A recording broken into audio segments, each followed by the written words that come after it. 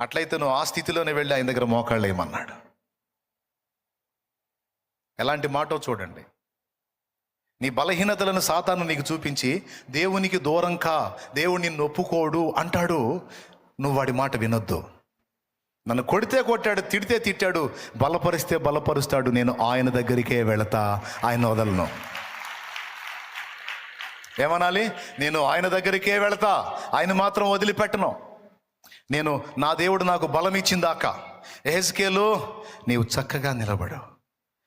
నరపుత్రుడా, నీవు చక్కగా నిలవబడు, నేను నీతో మాట్లాడాలి అన్నప్పుడు యెహెజ్కేలు నిలవలేకపోయాడు. ఆత్మ యెహెజ్కేలుని నిలబెట్టినట్టు అవసరమైతే నా దేవుడు తన ఆత్మను పంపి నన్ను నిలబెట్టుకుంటాడు. అప్పటిదాకా నేను ఆయన పాదాలు అయితే వదిలిపెట్టను. నేను ఆయన సన్నిధినే గాచుకుంటాను, ఆయనకి దూరం అయితే కాను అని. నువ్వు దేవుని పాదాలను ఆశ్రయించటం మానకూడదు. అక్కడ కూడా నీకు ఓర్పు అవసరమై ఉంది. కొన్నిసార్లు విసుగొచ్చిద్ది నీకు. ఇది ఎట్లా ప్రభువా? ఇన్నిసార్లు నా ఆత్మీయ జీవితంలో తొట్టుపాట్లు అంటే, నిన్ను బాధ పెట్టడం అంటే నాకు చాలా సిగ్గుగా ఉంది. నేను నీకు తగను ప్రభువా, నేను నీకు తగను ప్రభువా, పనికిరాను ప్రభువా, పనికిరాను దాని ప్రభువా, పనికిరాను అండి ప్రభువా, అసహ్యుణ్ణి ప్రభువా, అసహ్యురాల్ని ప్రభువా అని నీకు బాధ కలిగిద్ది. దేవుని ముందు అది చెప్పుకొని దుఃఖపడతా ఉంటావు.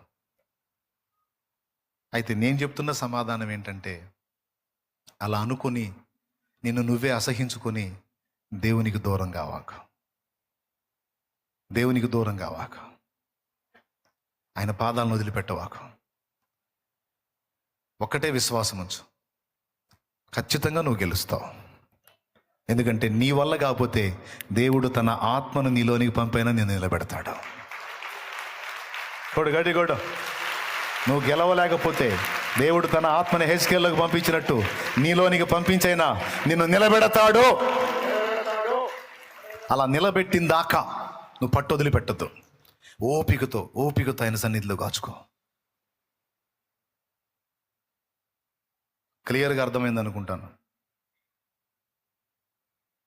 నేను బలహీనుణ్ణి అని నీకు అనిపించిన వేళ కూడా నువ్వు దేవుని పాదాల దగ్గరికి పో. నేను బలహీనురాలిని అనిపించిన వేళ కూడా నువ్వు దేవుని పాదాల దగ్గరికి పో. మానవద్దు. ఆయన రక్తంతో కడిగి శుద్ధి చేసి మళ్ళా నిన్ను పురికొల్పి బలపరుస్తాడు. ఆయన తీసుకునే స్టెప్స్ ఆయన తీసుకుంటాడు. ఎట్టకేలకు నిన్ను నిలబెడతాడు.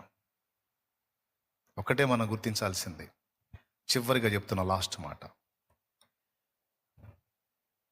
ఉయ్యాల్లో పసిబిడ్డ తనంతటా తాను పరిపూర్ణుడు కాలేడు.